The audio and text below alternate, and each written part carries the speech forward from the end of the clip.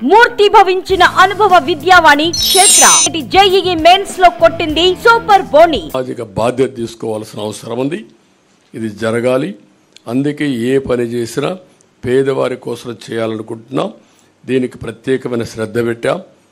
పేదరిక నిర్మూలన అసాధ్యం కాదు. ఈ టెక్నాలజీ పెద్ద హ్యాండీగా ఉంది. మనకు నాలెడ్జ్ ఎకానమీ సాధ్యం. ఇది చేయడం కోసం అందుకే మేము తీసుకున్నది కూడా మీరు చూస్తే కాంప్రహెన్సివ్గా తీసుకున్నాం. ఇక్కడ కూడా మీరు గుర్తుపెట్టుకోవాల్సింది 2047 చాలామందికి అనుమానం ఉంది. ఎట్లా చేస్తారని చెప్పి మాట్లాడుతున్నారు మా క్రిటిక్స్ అందరూ. సంపద సృష్టించడం తెలిసిన పార్టీ తెలుగుదేశం పార్టీ. ఆ సంపద సృష్టి కూడా ఆటోమేటిక్గా ఏదైతే ఉందో ఒక ఎకో సిస్టమ్ క్రియేట్ చేస్తే డెస్ట్రాయ్ చేయకపోతే కంటిన్యూగా ముందుకు పోయే పరిస్థితి వస్తుంది. దానికి ఒక నిదర్శనం ఒక హైదరాబాద్, లేకుంటే ఐటీ రంగం, అలాంటివన్నీ చేసి ముందుకు వెళ్తాం. అదే సమయంలో అంగన్వాడీ కార్యకర్తలను ఆదుకుంటాం. ఉద్యోగాలు చేసే మహిళలకు హాస్టల్ వసతి ఏర్పాటు చేసి వాళ్ళకి రక్షణగా నిలబడతాం. ఇంకొక పక్కన కొంతమంది గర్ల్స్ మధ్యలో చదువు ఆపేసి మళ్ళీ వాళ్ళు కంటిన్యూ చేయాలి అనే ఆలోచన ఉంది. అలాంటి వారికి కళలకు రెక్కలనే పథకం కింద ఇంట్రెస్ట్ ఫ్రీ లోన్ ఎంతైనా కానీ ఇచ్చి వాళ్ళని పైకి తీసుకొచ్చే బాధ్యత, వాళ్ళు సెటిల్ అయిన తర్వాత ఆ డబ్బులు తిరిగి కట్టే బాధ్యత, అది కూడా వడ్డీ లేకుండా కట్టే బాధ్యత తీసుకొస్తాం. పండుగ కానుకలు, పెళ్లి కానుకలు నేను కొన్ని దీంట్లో పెట్టకపోయినా అన్న క్యాంటీన్ ఇవన్నీ కూడా పునరుద్ధరిస్తాం. మళ్ళీ పేదవాళ్ళకు అండగా ఉంటాం. ఈ ప్రభుత్వంలో ఉద్యోగస్తులు చాలా నష్టపోయారు. వ్యవస్థ చిన్నాభిన్నం అయిపోయింది.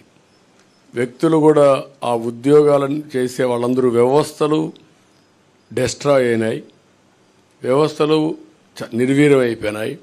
నిధులు లేకుండా ఒక పక్క, భయపెట్టే ఒక పక్క, అస్తవ్యస్తమైనటువంటి విధానాలు వీటన్నిటిలో దెబ్బతిన్నారు. రెండోది వాళ్ళు కూడా చాలా నిరాశ నిస్పృహల మధ్యలో ఉన్నారు. ఒక మాటలో చెప్పాలంటే సమాజం మొత్తం దెబ్బతిన్నప్పటికీ ఉద్యోగస్తులైతే నిర్వీర్యమైపోయారు. వారి నమ్మకాన్ని కోల్పోయే పరిస్థితికి వచ్చారు. ప్రభుత్వంలో ఎప్పుడు ఉద్యోగస్తుల మొరేల్ బాగుంటే వారే సంపద సృష్టించాలి, వారే సేవలు అందించాలి, వారి వల్ల కూడా ప్రగతి జరగాలి. మేము పాలిటీషియన్స్ పాలసీలు నిర్ణయిస్తాం. దాన్ని ఎగ్జిక్యూట్ చేసేది సమర్థవంతంగా ఉద్యోగస్తులు చేయాల్సిన అవసరం ఉంది. ఒక్క ఎగ్జాంపుల్ మీరు చూస్తే ఉపాధ్యాయులు ఎంత నిర్వీర్యమైపోయారంటే, ఒకప్పుడు మోస్ట్ రెస్పెక్టెడ్ కమ్యూనిటీ ఉపాధ్యాయుడు, తల్లి తండ్రి, తర్వాత గురువు, తర్వాత దైవం. అలాంటి ఉపాధ్యాయుడి నిస్సహాయ స్థితి, ఏం చెప్పుకోలేని పరిస్థితి. కడాన మద్యం షాపుల్లో కాపలాకు పెడితే అది కూడా నోరిప్పి చెప్పలేని పరిస్థితి. చెప్పితే కేసులు పెట్టడం. కనీసం వాళ్ళ రైట్స్ కోసం ఎప్పుడు కూడా ప్రజాస్వామ్యంలో ప్రజాస్వామ్య హక్కుల కోసం మాట్లాడే వ్యక్తులు ఇంటలెక్చువల్ కమ్యూనిటీ టీచర్స్. అలాంటి టీచర్స్ నోరిప్పలేని పరిస్థితి తీసుకొచ్చారు.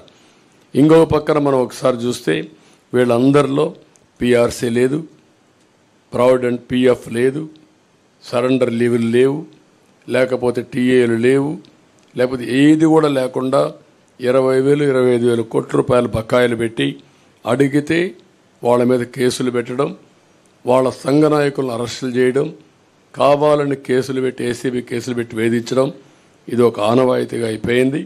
అందుకని మళ్ళా వాళ్ళ యొక్క ఆత్మ విశ్వాసాన్ని పెంచుతాం, ఆత్మ గౌరవాన్ని పెంచుతాం. ఆ విధంగా పిఆర్సీ ఇవ్వడం కానీ, పిఆర్సీ వచ్చే లోపల ఇంటీరియం రిలీఫ్ కూడా ఇస్తాం. ఇంటీరియం రిలీఫ్ ఇచ్చి వాళ్ళకి ఇవ్వాల్సిన డబ్బులు కూడా ఫేజ్డ్గా అవన్నీ కూడా క్లియర్ చేసి ప్రతి నెల జీతాలు వచ్చే పరిస్థితికి మళ్ళీ తీసుకొస్తాం. ఆర్థిక వ్యవస్థని మెరుగుపరుస్తాం. అదే మరిగా ఏదైతే సిపిఎస్ ఉందో ఆ సిపిఎస్ను కూడా సమీక్ష చేసి ఏ విధంగా దీన్ని చేస్తే పరిష్కార మార్గం, సరైన మార్గం చూపించగలుగుతామో దానికి కూడా ఒక సమస్య పరిష్కారం కోసం కృషి చేస్తాం. ఇది కాకుండా తక్కువ జీతాలు పొందే అవుట్సోర్సింగ్ కానీ, లేకపోతే అంగన్వాడీ కానీ, లేకపోతే మీకు పోలీసు వ్యవస్థల్లో ఉండే వీళ్ళందరికీ కానీ వాళ్ళందరినీ ఏ విధంగా చేయాలి అవన్నీ చేస్తాం. వాలంటీర్స్కి కూడా ఒక 10,000 రూపాయలు వేతనం పెంచుతాం.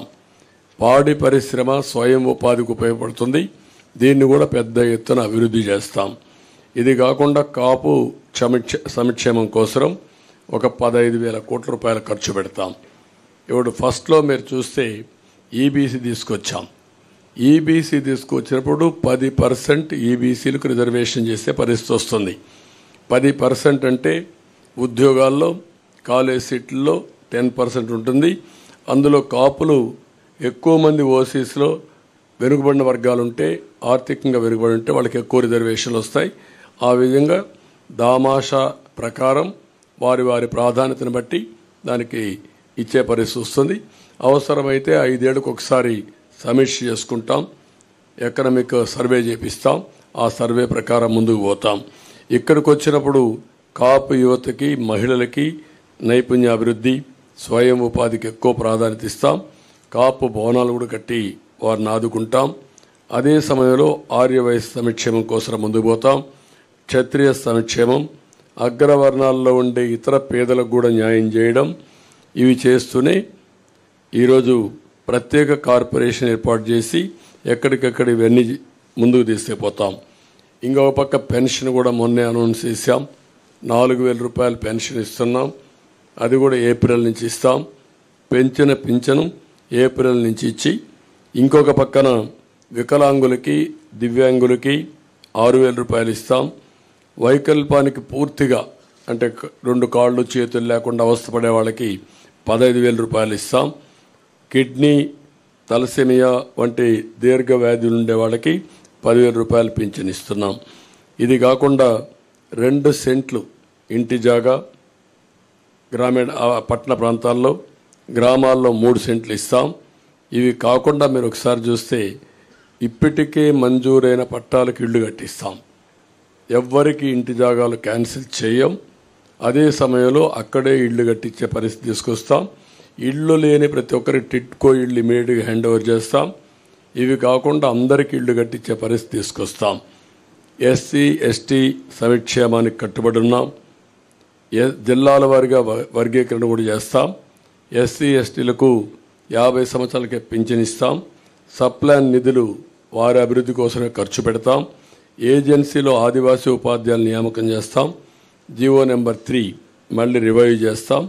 ఎస్సీ ఎస్టీ సంక్షేమ పథకాలన్నీ తీసుకొచ్చి ఎస్సీలపైన దాడులు చేసిన వారందరిపైన కఠిన చర్యలు తీసుకొని వారిలో ఒక నమ్మకాన్ని క్రియేట్ చేస్తాం. ఎస్సీ ఎస్టీ బ్యాక్లాగ్ పోస్టులు కూడా పూర్తి చేస్తాం. ముస్లిం మైనారిటీ సంక్షేమం కోసం వాళ్ళకు కూడా 50 ఏళ్లకే పింఛన్ ఇవ్వడం, ఈద్గాలు, కబరిస్తాన్లు ఇవన్నీ కూడా స్థలాలు కేటాయించడం, విజయవాడ సమీపంలో ఆజ్ హౌస్ కట్టడం, నూర్ బాసా కార్పొరేషన్కి ఏటా 100 కోట్ల రూపాయలు కేటాయించడం, మైనారిటీ ఫైనాన్స్ కార్పొరేషన్ ద్వారా 5 లక్షల వరకు వడ్డీ లేని రుణాలు ఇవ్వడం, ఇమాం మౌజంలకి 10,000 రూపాయలు, 10,000, 5,000 గౌరవ వేతనాలు ఇవ్వడం, అర్హత ఉన్న ఇమాములకి ప్రభుత్వ కాజీలుగా నియమించడం, మసీదుల నిర్వహణకు ప్రతి నెల 5,000 రూపాయల ఆర్థిక సహాయం, ఆజ్ యాత్రకు పోయే ఒక్కొక్క ముస్లింకి 1,00,000 రూపాయల ఆర్థిక సహాయం చేయడం చేస్తాం. క్రిస్టియన్ సంక్షేమానికి కట్టుబడి ఉన్నాం. వారికి కూడా ఏమేమి ఉన్నవన్నీ చేస్తాం. అదే సమయంలో వ్యవసాయం 9 hours అన్ఇంటరప్టెడ్ కరెంట్ ఇస్తాం. సోలార్ పంప్ సెట్స్ అన్నీ.